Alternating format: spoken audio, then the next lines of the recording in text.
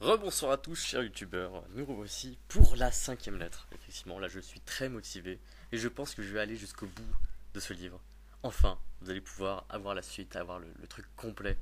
Vous allez pouvoir dire oui, oui. Maintenant, l'être indisparu n'a plus aucun secret pour moi. Et à l'école ou dans une discussion entre intellectuels. J'ai lu l'être indisparu.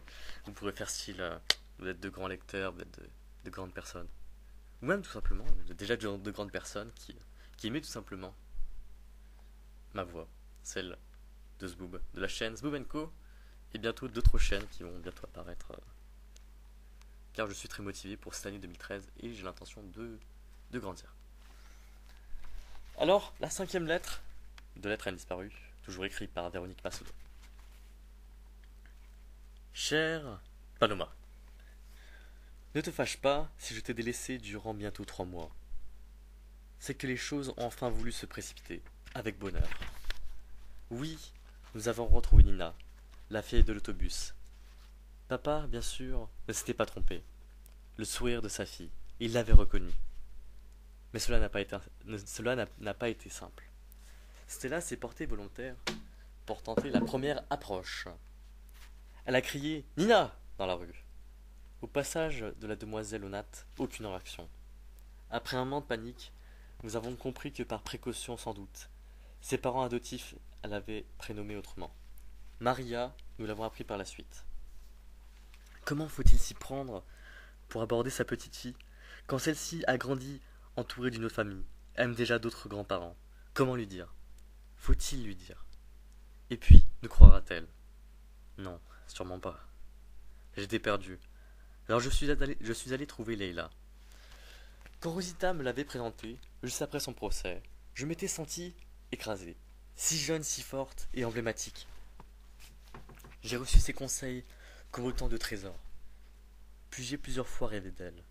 Allégorique et triomphante. Leila qui incarnait la justice, qui allait vaincre et régner enfin sur le monde. Le temps a passé. Stella et papa m'ont aidé et nous avons retrouvé Nina. Le mirage de ma petite fille, tout à coup, prit corps. Dans ma réalité, j'étais plus sûr de moi. J'avais de précieuses cartes en main. Restait à les abattre, sans commettre d'erreur. J'ai frappé à la porte, entendu quelques pas. Et la justice m'a ouvert son foyer. En tablier, un joli sourire sur les lèvres, elle m'avait reconnu. Bonjour! M'apportez-vous de bonnes nouvelles, chère petite Mélina?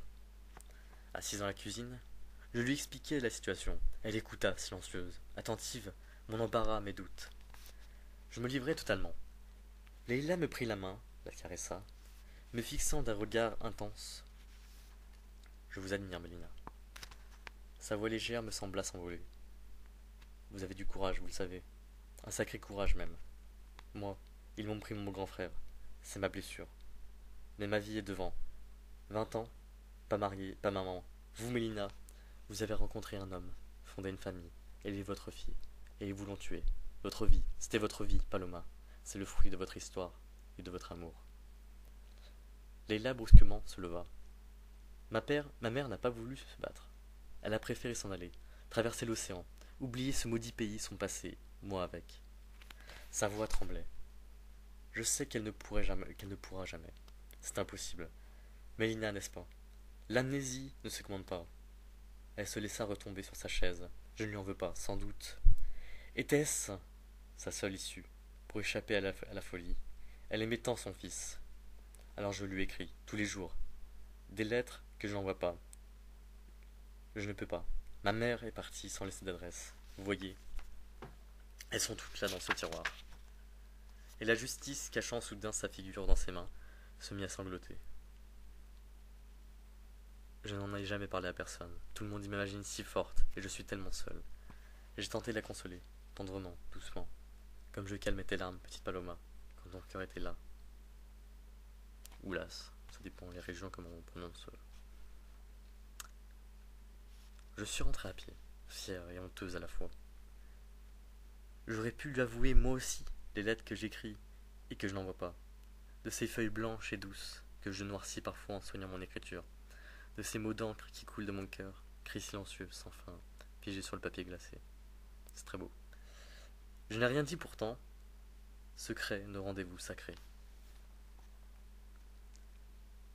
Le samedi suivant, Leila est venue passer la journée chez nous, avec Guy.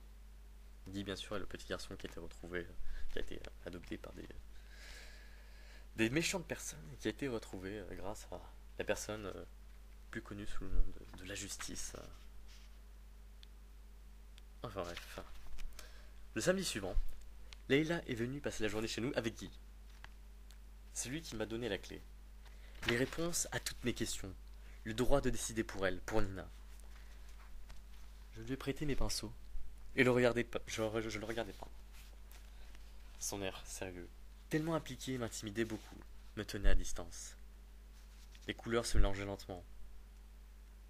Le bleu du ciel et celui de la mer. Je n'osais prononcer un mot, troublé par cette sérénité. Soudain, il a pris la parole, ne quittant son travail des yeux. Tu sais, Mélina, je suis très heureux chez Leila. Même si j'ai plus ni papa ni maman, c'est comme une fée qui m'aurait délivré. Au début, je ne voulais pas venir. Je ne savais pas que j'étais prisonnier, qu'ils m'avaient enlevé. Je croyais que j'étais leur fils. L'enfant plongea pour rincer le pinceau dans l'eau claire. Il regarda ces longs rubans d'azur se noyer dans le verre, s'emmêler et s'y répandre. Je sentais qu'il y avait quelque chose de bizarre, de pas normal. Je préfère maintenant. Parce que je sais la vérité, mon histoire. Leila est très gentille. Elle me raconte souvent la vie de mes parents, est vrai. Et même si c'est triste, même s'il me manque, je me sens bien à ma place. Je me taisais toujours, suivant le geste sûr de sa petite main. Nina, tu dois la délivrer. D'abord, moi, je voudrais la connaître. Pour voir si c'est pareil. Ce qu'ils lui ont fait croire, et tout. Si elle sentait elle aussi quelque chose. J'ai un commentaire sur la transcription en fait des paroles de l'enfant. Alors, la négation est à demi écrite. Voilà. Il y a beaucoup de ne. Par exemple, là, je savais pas. C'est très. Enfin bref, c'est une façon peut-être de transcrire la débilité de l'enfance, mais c'est assez. Il faut respecter les enfants. Donc, si vous aimez la chaîne de Zboob, vous aimez les lectures, on respecte les enfants, abonnez-vous et envoyez des commentaires. Donc, je lance un débat pour ou contre le respect des enfants. Non, je déconne.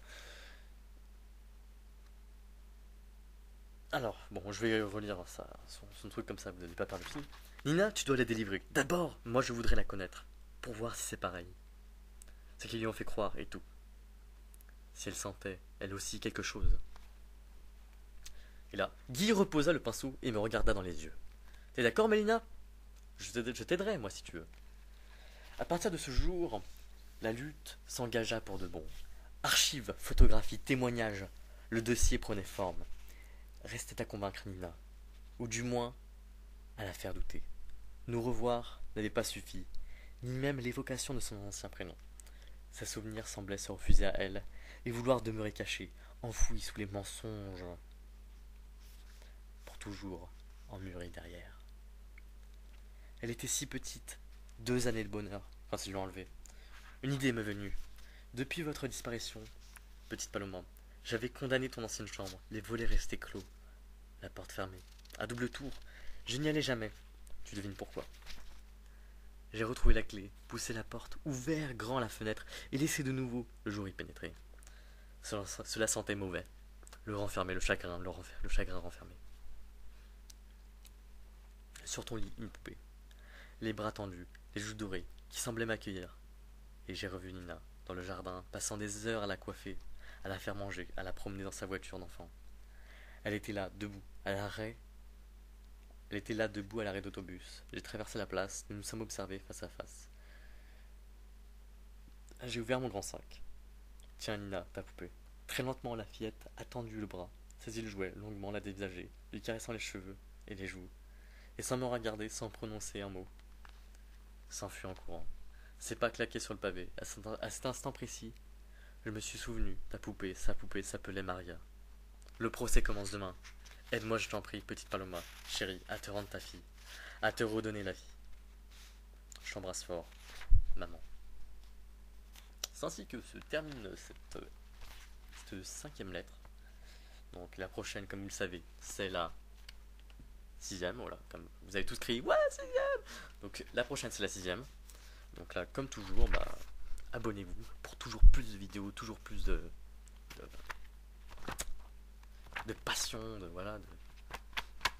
enfin bref, les mots manquent, Après une telle lecture, il y a trop de mots pas assez jolis pour décrire cette aventure. Donc je vous dis à la prochaine pour cette sixième vidéo. Donc, là je vous dis, si vous regardez pas tout de suite, allez vous coucher, faites la fête, amusez-vous, pleurez. Non, je déconne, ne pleurez pas, mais enfin bref. Je vous fais de gros bisous. Et à la sixième vidéo.